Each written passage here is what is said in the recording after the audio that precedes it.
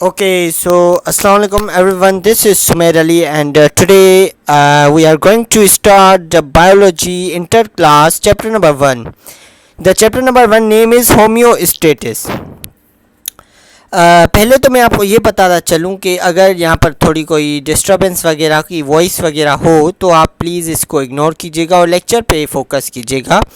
First of all जो हमने chapter number 1 उठाया है होम्योस्टेटिस जिसका नाम है, उसमें हम आज मैं कुछ टॉपिक्स जो है अपलोड करता जाऊंगा और आप उसकी तैयारी अच्छे से कर लीजिएगा। ओके, तो इस लेक्चर को स्टार्ट करने से पहले मैं आपको बताऊं कि अगर आपने अभी तक इस चैनल को सब्सक्राइब नहीं किया या लाइक नहीं किया तो आप जल्द से जल्द आप इस चैनल को सब्सक्राइब करें, लाइक कीजिए ताकि मेरी तमाम वीडियोस की नोटिफिकेशन आपको रिसीव हो सके।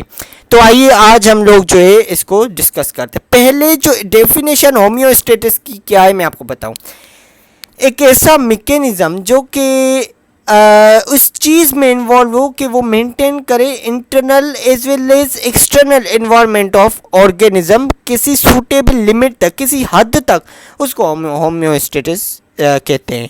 ठीक है, ये डेफिनेशन पूरी एग्जांपल दूंगा। सूटेबल लिमिट, अगर कोई सर्दी है, सपोज के तौर पर सर्दियों का मौसम है, तो उसको एक लिमिट तक, हर ऑर्गेनिज्म को एक लिमिट तक सर्दी लगे, या गर्मी है तो हर ऑर्गेनिज्म को एक लिमिट तक गर्मी लगे। वो किस वजह से होता है, चाहे वो इंटरनल हो या एक्सटर्नल हो, वो हम होम्योस्टेटिस की वजह से हमारे पास होता है। तो अब हम जो है प्रोसेस को डिस्कस कर रहे हैं। ठीक है, तो कैमरा फोकस कर लूँ। डिस्टर्बेंस अगर हो इसमें वीडियो में तो अब प्लीज़ आप इसको इग्नोर कीजिएगा, सॉरी फॉर दैट। अब प्रोसेस 3 है। पहले तो है थर्मो रेगुलेशन। थर्म मतलब टेम्परेचर।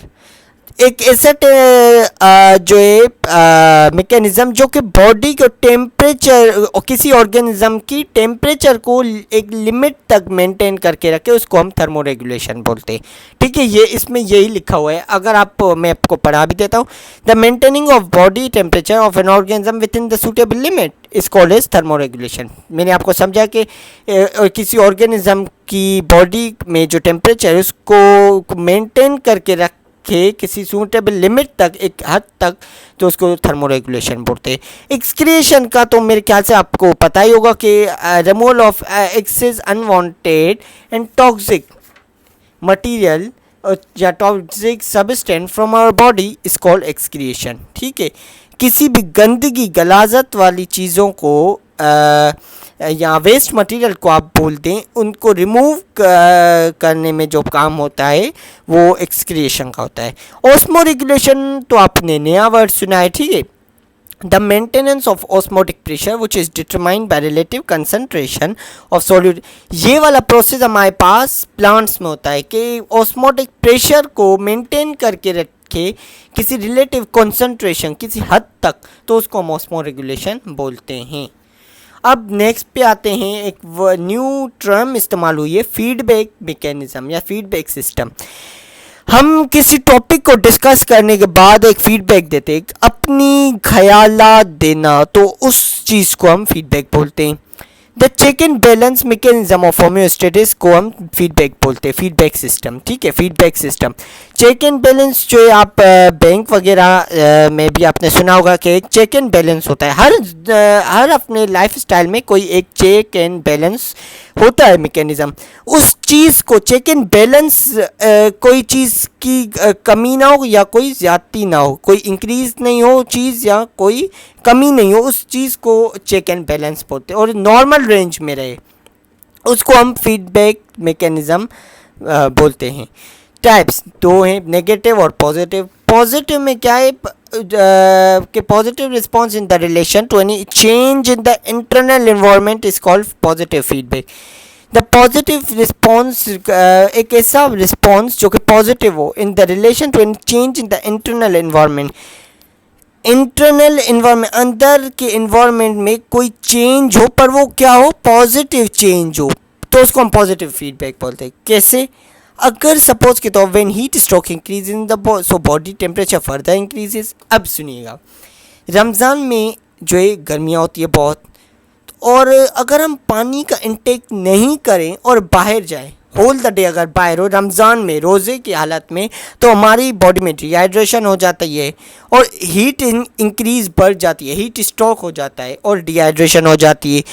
वो हमारे पास जो है एक तो हीट गर्मी है और दूसरा बाहर रहने की वजह से जो हीट स्ट्रोक हो जाता है उसको हम जो है बोलते हैं ये पॉजिटिव फीडबैक। ये हमारा एग्जांपल आप वो भी लिख सकते हो जो कि मैंने अभी बताया, वो भी पॉजिटिव फीडबैक की मैकेनिज़्म में आती है।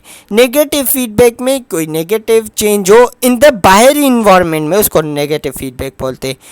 कि अगर हम इसमें एग्जांपल, अगर हम बहुत सारे चॉकलेट्स या अगर हम बहुत सारे चॉकलेट्स या स्वीट वगैरह कोई चीज़ें बहुत सारी खा लें तो उसमें ग्लूकोज की क्वांटिटी इंक्रीज़ हो जाती है इन ब्लड में। सो हमारी बॉडी ट्रिगर्स का मतलब ये है कि हमारी बॉडी रिस्पॉन्स करती है या एक सिग्नल भेजती है कि मैकेनिज्म को उसको नॉर्मल रेंज में लाओ, towards its no bring the glucose to normal limit, normal range में लाना, उसको हम नेगेटिव फीडबैक बोलते हैं। अब 3 कंपोनेंट्स हैं। क्या हैं 3 कंपोनेंट्स हैं, मैं आपको पढ़ा देता हूँ। There are 3 components, receptor, control centre और इफेक्टर।